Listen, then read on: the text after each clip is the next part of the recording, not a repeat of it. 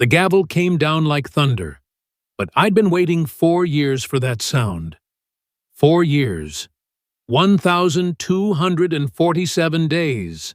17 incidents. And one perfect night when everything finally came together.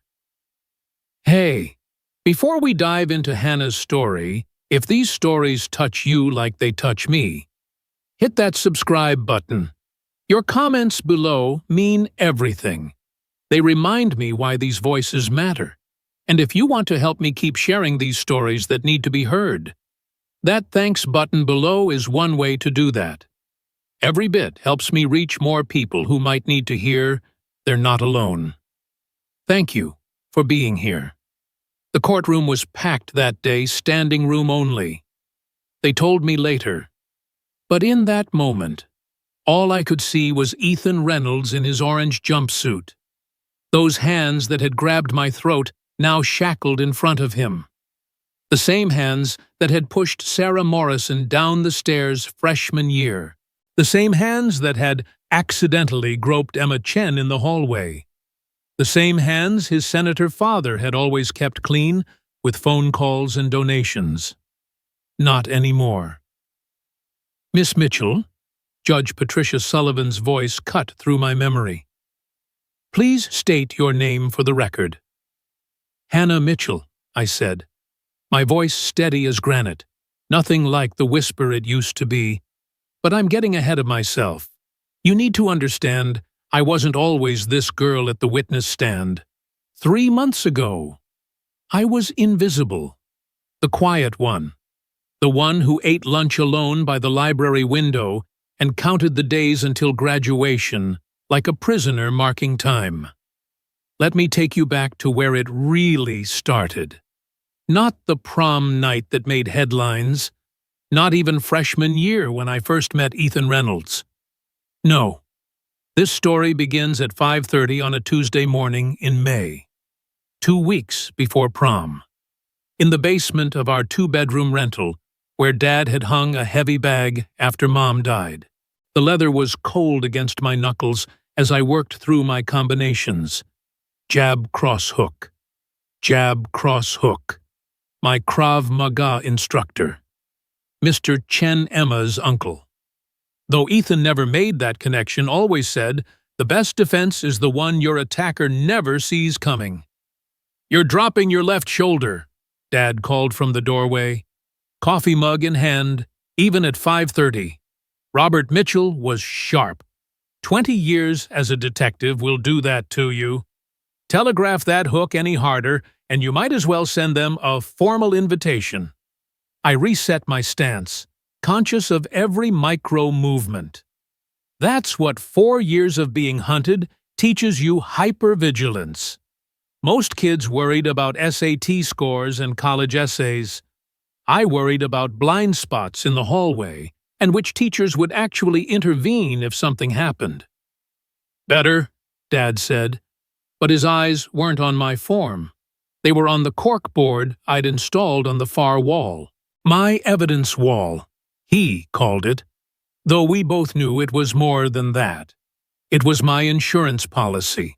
1,247 days of documentation.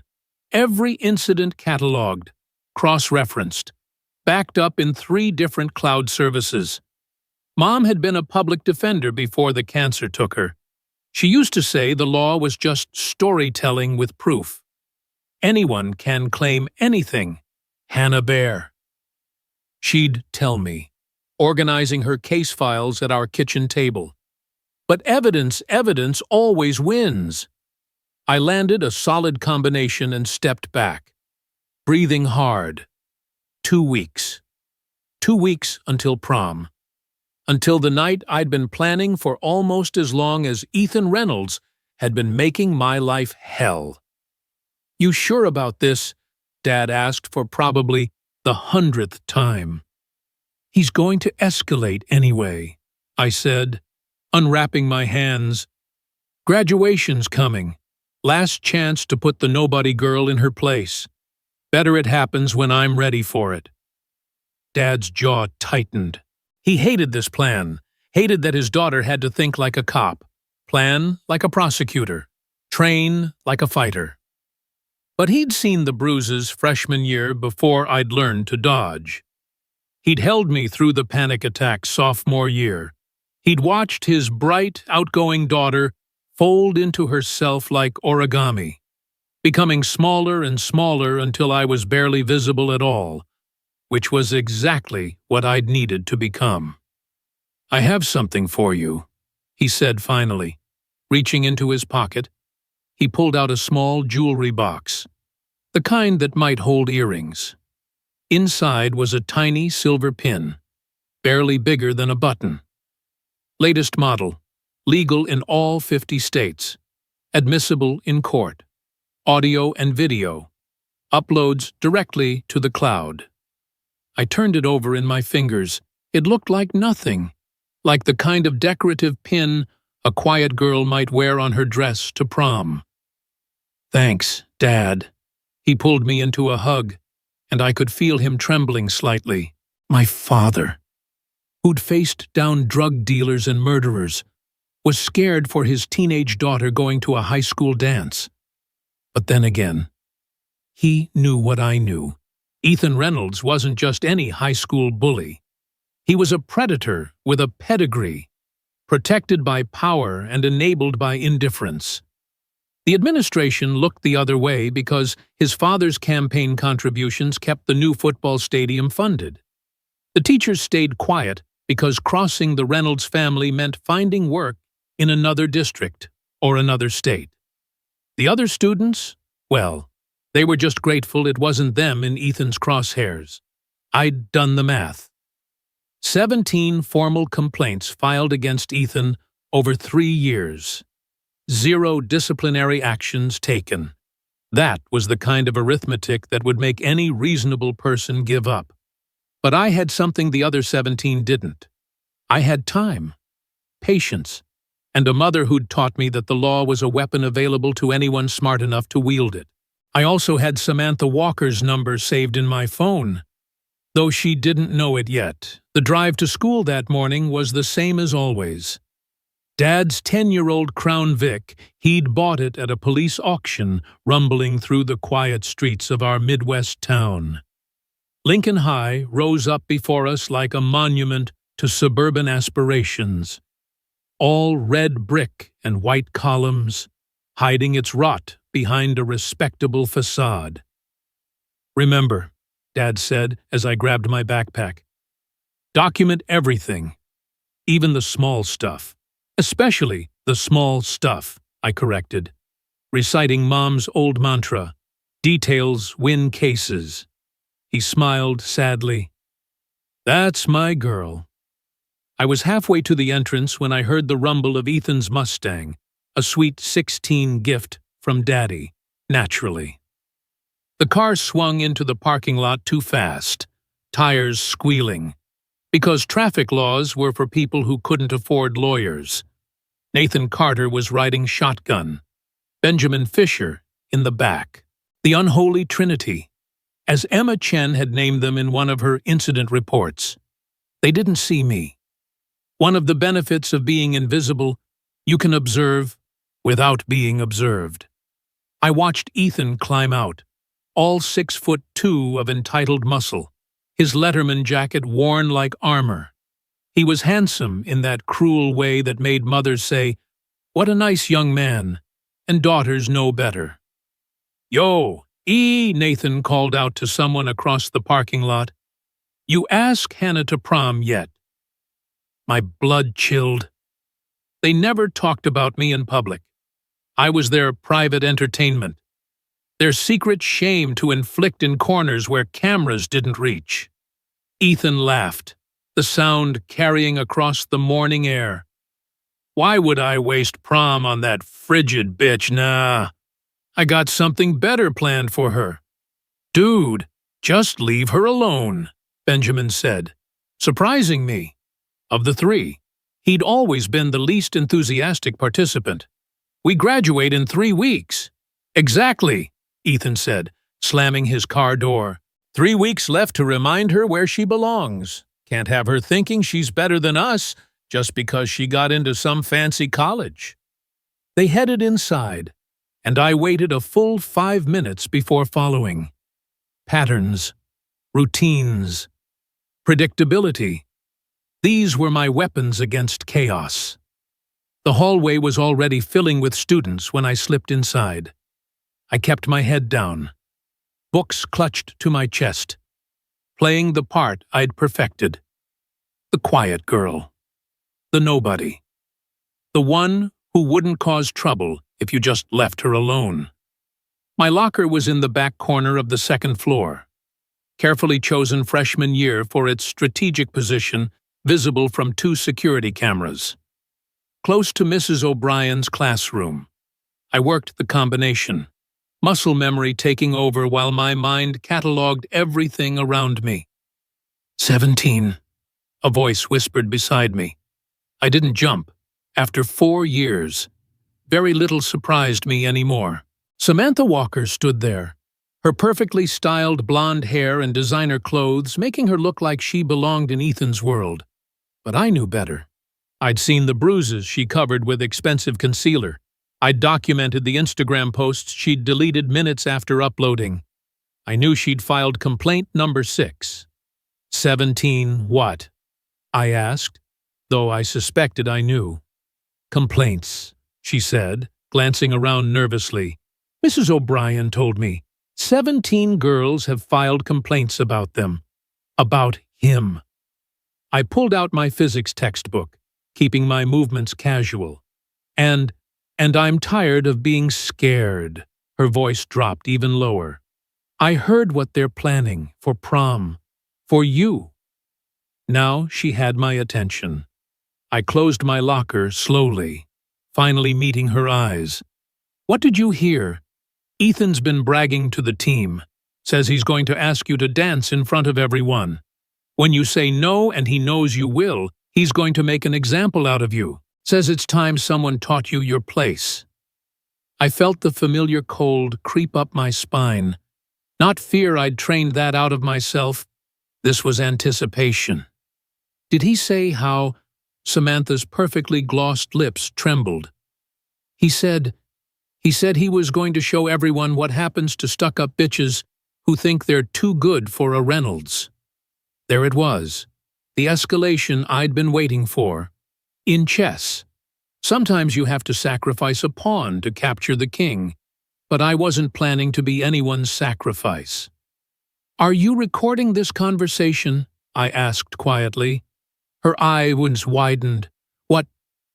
No, but You should be, I said, then walked away, leaving her standing there with her mouth open. First period was AP Government with Mr. Harrison, no relation to the lawyer. Though I'd soon put them in the same room. I took my usual seat by the window, opened my notebook to a fresh page, and dated it carefully. May 15th, 14 days before prom. The lesson was on civil rights law, which felt like the universe's idea of a joke. Mr. Harrison droned on about Brown versus Board of Education while I made notes in the margins of my notebook. Not about the case, I could recite that in my sleep. No. I was documenting the way Tyler Brooks kept turning around to stare at me. The way he'd mouth prom and grab his throat in a choking gesture when Mr. Harrison's back was turned. They weren't even trying to be subtle anymore. If this reminds you of someone, maybe yourself at that age, maybe your daughter, maybe a girl you knew but never really saw, then you understand why I did what I did next. Why I didn't report it to the principal who'd buried 17 complaints. Why I didn't tell my father who'd want to handle it with his fists instead of the law. Why I didn't transfer schools or hide in the bathroom or any of the other things scared girls are supposed to do. Instead, I turned my phone's camera toward Tyler, making sure the angle caught both his gestures and the date on the board behind him. Evidence. Always evidence. The morning crawled by in its usual pattern. Chemistry, where Nathan accidentally knocked over my lab experiment. English, where someone had written "Hannah's a frigid bitch" inside my copy of The Crucible Ironic, considering the subject matter. Calculus, where I sat in perfect silence and solved problems that had clear, definitive answers, unlike the equation of my life. Lunch was when I saw her again. Emma Chen, sitting alone at a corner table, picking at a salad she wasn't eating. She'd been complaint number 12. The incident had happened in front of 20 witnesses. But somehow, mysteriously, nobody had seen anything when questioned. I bought my usual turkey sandwich and apple juice and made a decision that would change everything. Instead of heading to my spot by the library window, I walked straight to Emma's table. "Mind if I sit?" She looked up, startled. We'd never spoken before. Not really. The unspoken rule was that Ethan's victims didn't unite. Divided we fell, over and over again. Sure, she managed. I sat down and unwrapped my sandwich methodically. "Your uncle's still teaching at that gym on Riverside." Her eyes sharpened. Emma was salutatorian for a reason.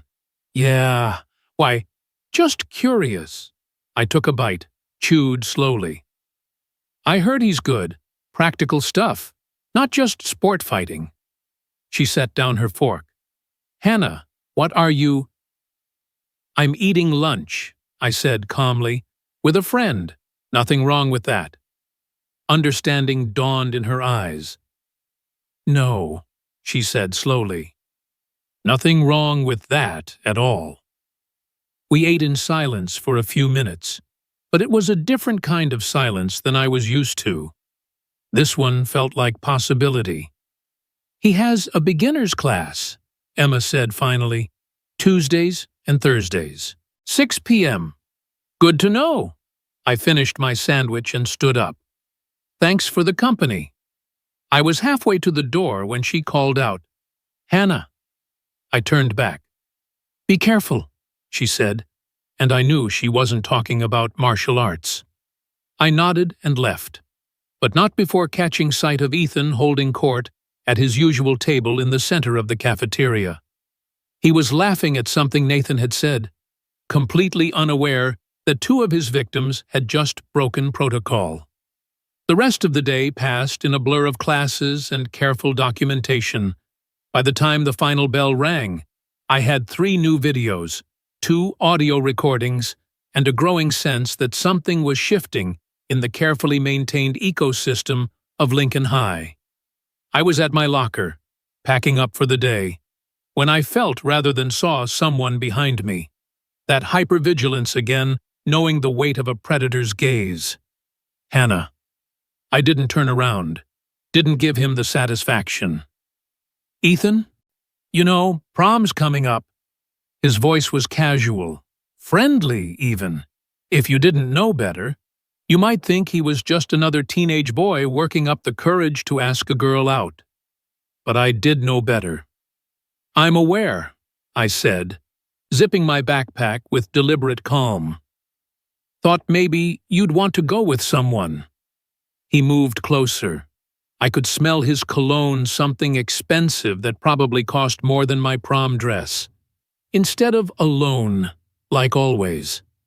And there it was. The setup. He was establishing the narrative for witnesses poor Ethan.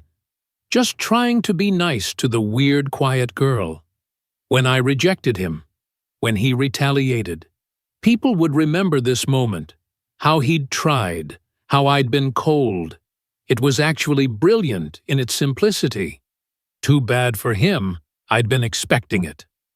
I finally turned, meeting his eyes with a directness that made him blink.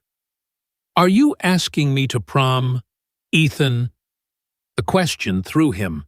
He'd expected fear or stammering or immediate rejection, not calm inquiry. "Maybe I am," he said, recovering. "What would you say if I was—" I pretended to consider it, letting the silence stretch just long enough to make him uncomfortable. "I'd say that's interesting timing. 3 weeks before graduation, after 4 years of very different interactions." His jaw tightened. I don't know what you mean. Don't you? I pulled out my phone, checking the time with exaggerated casualness. Well, if you decide you actually want to ask me properly, I mean, you know where to find me. I walked away, leaving him standing there in the hallway, and I could practically feel his rage building behind me. Good. Angry people make mistakes. Careful people win cases. Dad was waiting in the parking lot, engine running. I slid into the passenger seat and he took one look at my face. It's starting, I said. He nodded, pulling out of the lot. You ready? I thought about the pin in my jewelry box, the documentation on my wall, the years of preparation that had led to this moment. I thought about Emma Chen's sharpened awareness and Samantha Walker's trembling determination. I thought about 17 complaints buried in filing cabinets and a system designed to protect the powerful. I've been ready for 4 years, I said. 2 weeks until prom. 2 weeks until Ethan Reynolds would put his hands on me for the last time. 2 weeks until the quiet girl's silence would become testimony. The rest of the drive home was quiet, but I could see Dad's knuckles white on the steering wheel. He'd taught me to be a survivor. Mom had taught me to be a warrior. Together, they'd created something Ethan Reynolds had never encountered before, a victim who refused to play the part. As we pulled into our driveway, I noticed Mrs. Patterson across the street, pretending to water her flowers while obviously watching us. The whole neighborhood knew something was wrong with the Mitchell girl. She used to be so bright, so outgoing. Now she barely spoke, kept to herself, counted down to graduation like her life depended on it. They had no idea how right they were. Inside, I went straight to my room and stood before my evidence wall. 4 years of pain reduced to paper and pixels. But pain could be transformed. Mom had taught me that too, in her last days, when the morphine wasn't enough, but her voice still rang clear. The law isn't about revenge. Hannah Bear, she'd whispered, her hand frail in mine. It's about balance, making things right. Sometimes that means punishment. Sometimes it means prevention. Always, always, it means truth. I touched her picture on my nightstand, the one from her last big case, where she'd gotten a domestic violence survivor full custody and a restraining order that actually stuck. She was smiling in that photo, fierce and protective, and everything I wanted to be. 2 weeks. I pulled out my laptop and opened a new document. If Ethan Reynolds wanted to make prom night memorable, I'd make sure it was a night nobody would ever forget. But first, I had preparations to make, evidence to organize, allies to recruit. The quiet girl was done being quiet. It was time to make some noise. The next 2 weeks passed like movements in a chess match. Every day, Ethan escalated. Every day, I documented. He'd gone from subtle intimidation to open threats, each one captured by my growing network of allies. That's the thing about predators who've never faced consequences. They get sloppy when they sense the end approaching. Ethan wanted one last victory before graduation scattered us to different colleges. He needed to put the quiet girl in her place, needed it like an addiction. What he didn't know was that Emma Chen had started a group chat. The 17, she called it. Though by prom week, we were up to 23. Not all of them were ready to come forward. Trauma doesn't heal on anyone's schedule, but its own. But they were watching, waiting, recording. 3 days before prom, I sat in Grace Harrison's law office, a small but pristine space above the downtown bakery. Dad had made the introduction through an old colleague. Grace was everything I'd hoped, sharp as a scalpel and twice as precise. "This is exceptional work," she said, scrolling through my digital files. "The documentation, the corroboration, the pattern establishment. Did you do this yourself?" "My mom was a public defender," I said. "She taught me that evidence always wins." Grace finished, looking up with a knowing smile. "I remember your mother. We faced each other in court once. She destroyed my client completely within the law, completely within ethics, but absolutely ruthless when it came to protecting victims." She leaned back in her leather chair, fingers steepled. "You understand what happens once we file. The Reynolds family will come at you with everything they have. Money, connections, media spin. They'll try to destroy your father's reputation, question your mental health, paint you as a calculating manipulator." "As opposed to a silent victim?" I asked. "I'll take manipulator." Grace's smile turned sharp. "That's your mother talking. Good. You'll need that strength." She pulled out a legal pad. "Now, walk me through prom night. What's the plan?" I explained while she took notes. The recording devices plural, because redundancy mattered. The witnesses I'd positioned, the escape routes I'd mapped, the self-defense moves I'd practiced until muscle memory took over. "You're planning to let him assault you," she said. It wasn't a question. "I'm planning to defend myself when he inevitably escalates," I corrected. "There's a difference. Legally. Yes, morally." She studied me. "You're 18. You shouldn't have to think like this." "But I do," I said simply. "The system failed 23 times. I won't be failure number 24. She nodded slowly. "Your mother would be proud, and probably terrified." Dad's handling the terrified part for both of them. The night before prom, I couldn't sleep. I lay in bed running scenarios, practicing my breathing exercises, reminding myself that fear was just chemicals and preparation was power. At 3 a.m., I gave up and went to the basement. The heavy bag waited in the darkness. I didn't turn on the lights I'd learned to fight in the dark months ago, because predators don't always attack in well-lit areas. Because sometimes you have to defend yourself when you can barely see. Muscle memory took over. Jab, cross, hook, knee. The combination Mr. Chen had drilled into me until it flowed like water.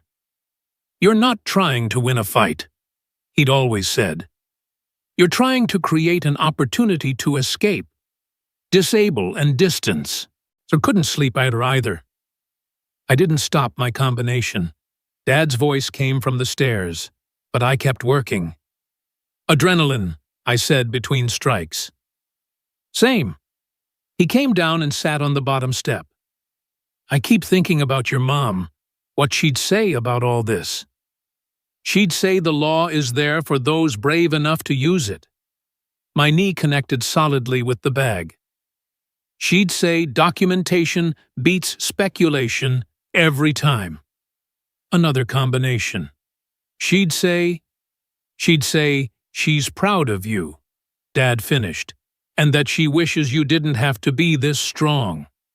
I finally stopped, breathing hard, sweat dripping despite the cool basement air. "I know you hate this plan. I hate that it's necessary," he corrected. "There's a difference." He stood up, pulled me into a hug that smelled like coffee and aftershave and safety. "Promise me you'll be careful." "I promise I'll be ready," I said, which wasn't the same thing, but was all I could offer. Prom day dawned gray and humid. The kind of Midwest spring day that threatened storms. Fitting, really. I spent the morning organizing my evidence files one last time, creating multiple backups, sending copies to Grace and Dad, and even Emma Chen just in case. The dress hung on my closet door, a simple navy blue sheath that I'd chosen for its practicality as much as its elegance. No long skirt to trip over, no complicated straps to get tangled, just clean lines and hidden pockets where recording devices could nestle invisibly. "You look beautiful," Dad said when I came downstairs. His eyes were suspiciously bright. "I look like evidence," I corrected, smoothing the fabric. "Beautiful is incidental." He laughed, but it was shaky. "Your mother said something similar on our first date. Told me she wasn't dressing up for me. She was presenting her best self to the world, and I happened to be there to witness it." "Smart woman. The smartest." He held up his phone. "I'll be tracking your location all night. First sign of trouble." "I know, Dad. But remember, we need evidence." "I know." His jaw tightened. "Doesn't mean I have to like it." The drive to the Grandview Ballroom was silent, except for the rain that had started to fall. I watched the droplets race down the window and thought about all the paths that had led to this moment. Every cruel word, every accidental shove, every complaint dismissed with, "Boys will be boys," or "He comes from a good family," or "Are you sure you're not misinterpreting 23 girls, 4 years, one chance to make it stop?" The ballroom was exactly what you'd expect from a Midwest prom, twinkling lights trying to transform a conference space into Wonderland. The theme was "A Night to Remember," which felt prophetic. I paused at the entrance, breathing in the mix of corsages and cologne and teenage anticipation. Hannah, Emma Chen, appeared at my elbow, resplendent in emerald green. "You look amazing." "Well, so do you." I scanned the room, cataloging positions. "Is everyone in place?" she confirmed quietly. "Samantha's by the punch bowl. Marcus has the back exit. Tyler's actually here as a witness for us, if you can believe it. Turns out Benjamin Fisher isn't the only one getting cold feet about Ethan's plans." The defection of Ethan's own friends was unexpected, but welcome. Bullies rely on loyalty through fear. When that fear shifts targets, the loyalty evaporates. "He's here," Emma murmured.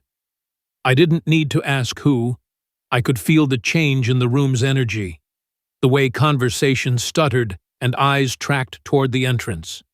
Ethan Reynolds had arrived, and he was holding court like a king greeting peasants. He looked good.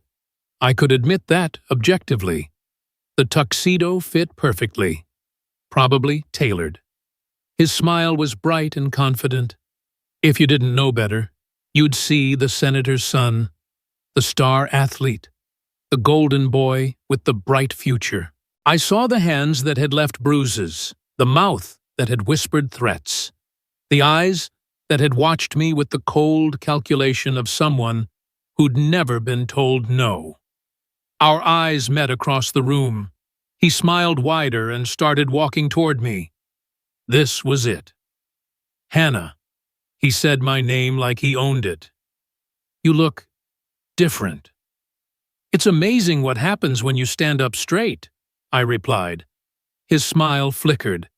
I wasn't following the script. The quiet girl was supposed to shrink, stammer, try to escape, not stand there in navy blue like she was armor-plated. "Dance with me," he said. Not a question. An order. "No, thank you." The words rang out clearly. I'd pitched my voice to carry, and several nearby couples turned to stare. Ethan's face flushed. "Come on," he said, reaching for my wrist. "Don't be a—" I stepped back, smooth as silk. I said, "No, thank you." "Ethan, that's a complete sentence." People were definitely watching now. His crew had materialized Nathan trying to look tough, Benjamin hanging back uncomfortably. The dynamic was shifting, and Ethan could feel it. "You think you're too good for me?" His voice dropped to that dangerous register I knew so well. Is that it? The quiet little nobody thinks she's better than a Reynolds? I think I have the right to choose who I dance with, I said calmly. And I choose not to dance with someone who's hurt me and 22 other girls over the past 4 years. Gasps rippled through the crowd. I'd just broken the cardinal rule I'd named it. Out loud. In public. Ethan's face went from red to white. You lying, am I? I pulled out my phone, holding it up. Should we review the evidence October 15th? Freshman year. You shoved Sarah Morrison down the stairs. March 3rd. Sophomore year. You cornered Emma Chen in the… Shut up. He lunged forward, and I was ready. I sidestepped, using his momentum against him. He stumbled, caught himself, spun back with rage distorting his features. Outside, he snarled. Now. I'm fine right here. Thanks. I kept my voice steady, even as my heart hammered. Lots of witnesses. That's when he snapped. Really snapped. The mask fell off completely as he grabbed for my throat, his hands reaching for where my mother's pearls rested against my collarbone. Time slowed down. I saw his hands coming, saw the rage in his eyes, saw the shock on the faces around us, saw Samantha with her phone up, recording, saw Mrs. O'Brien pushing through the crowd, and I saw my moment. The Krav Maga kicked in like breathing, deflect with the left forearm, step into his space, right palm strike to the solar plexus. He doubled over, gasping, and I swept his leg exactly like Mr. Chen had taught me. Ethan Reynolds hit the floor of the Grandview Ballroom with a sound like justice. I stepped back, hands up in the universal gesture of I'm done. And that's when chaos erupted. Nathan shouting, Ethan gasping on the floor, Mrs. O'Brien calling for security, and through it all, the electronic chirp of phones capturing everything. She assaulted me, Ethan wheezed when he could breathe again. You all saw it. She attacked me. Actually, Tyler Brooks stepped forward, and I could see the moment Ethan realized his world was crumbling. We all saw you grab her throat. She defended herself. I got it all on video, Samantha added, her voice stronger than I'd ever heard it. The whole thing, including you threatening her. More voices joined in, girls who'd been silent for years, finding their courage in this moment of shifted power. The principal appeared, his face cycling through confusion, alarm, and the dawning realization that this couldn't be swept under the rug. Everyone calm down, Principal Kennedy blustered.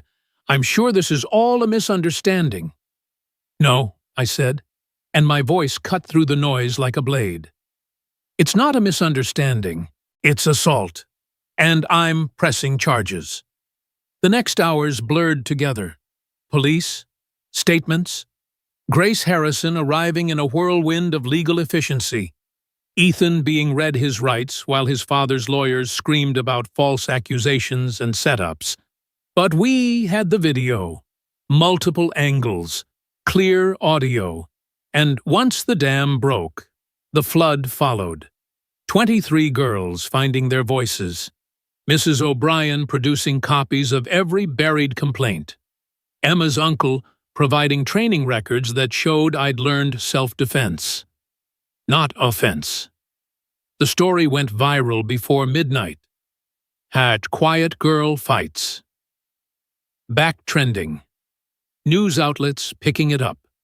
The carefully constructed Reynolds narrative crumbling under the weight of evidence. But the real victory came 3 days later, in Grace's office, when the FBI walked in. We're investigating a pattern of civil rights violations at Lincoln High, Agent Sarah Foster explained. Systematic suppression of assault complaints, possible bribery. We'll need all your documentation. I slid the drives across the table. 4 years of evidence, names, dates, times, patterns, everything. This is, Agent Foster trailed off, scrolling through files. This is meticulous. My mom taught me that. Evidence always wins, she finished with a smile. I know. I worked with her once. She'd be very proud. The trial was everything Grace had warned me about. The Reynolds family threw their weight around like a wrecking ball. They hired investigators to dig into Dad's past. They painted me as a calculating manipulator who'd planned this for years, which was true. Just not the way they meant it. But we had evidence, and evidence always wins. Ethan got 3 years. Not enough. Maybe. But more than the nothing his previous victims had gotten. Principal Kennedy lost his job and teaching license. The school board was dissolved and reformed under federal oversight. And Hannah's Law, that's what they called it, passed 6 months later. Mandatory reporting. Mandatory investigation. No more buried complaints. I testified before Congress on a cold December morning, wearing my mother's pearls and my father's strength. The room was packed. But all I could see was the future, all the girls who wouldn't have to be silent, who wouldn't have to become invisible to survive. The system failed me and 22 others, I said into the microphone. But that failure taught me something valuable. Silence is not safety. Documentation is not revenge. And justice is not a gift the powerful give to the powerless. It's a right we take for ourselves. One piece of evidence at a time. The committee chair, a woman who'd been silent about her own assault for 30 years, had tears in her eyes when she thanked me. That was 6 months ago. Now I'm at college, studying law like my mother. Dad calls every Sunday, still protective but proud. The nightmares have mostly stopped, replaced by dreams of courtrooms and closing arguments. Sometimes I get messages from other quiet girls. Girls who are documenting, girls who are training, girls who refuse to be victims in stories written by their abusers. I tell them what Mom told me, what I learned in blood and bruises, and bitter triumph evidence always wins. But first, you have to be brave enough to collect it. The heavy bag in my dorm room basement doesn't get much use anymore. I'm not that frightened girl preparing for battle. But I still train. Still stay ready. Because the fight isn't over. It's just moved from high school hallways to higher ground. And sometimes, late at night when I'm studying case law, I can almost hear my mother's voice. That's my girl. Now make them remember why justice wears a blindfold. Because she doesn't care who your daddy is when the evidence speaks. Ethan Reynolds learned that the hard way. He thought he was grabbing a quiet girl's throat. Instead, he grabbed hold of his own destruction. And when we finally speak, the whole world hears us roar. 3 years later, I was back at Lincoln High for a different kind of ceremony. They'd invited me to speak at the dedication of the new reporting center, a safe space where students could file complaints with trained advocates, not administrators with agendas. The hallways looked the same but felt different, brighter somehow, less shadows for predators to hide in. Miss Mitchell. A girl approached, maybe 15, clutching a notebook. I'm Jessica. I just wanted to say, thank you. You don't need to thank me. I started, but she shook her head. Yes, I do. When Brandon Harris cornered me last month, I remembered your story. I recorded everything on my phone, reported it immediately. He was expelled within a week. She held up her notebook. I document everything now, just like you did. I saw myself in her, that same careful watchfulness, That same refusal to be a victim. But also something I'd never had at her age, hope that the system might actually work. Evidence always wins, I told her. She smiled. My mom's a lawyer. She says that too. As I watched her walk away, head high, unafraid, I realized this was the real victory. Not Ethan in handcuffs or laws with my name on them. This girl's who would never have to become invisible to survive. Mom was right about justice being blind, but she never said anything about justice being quiet.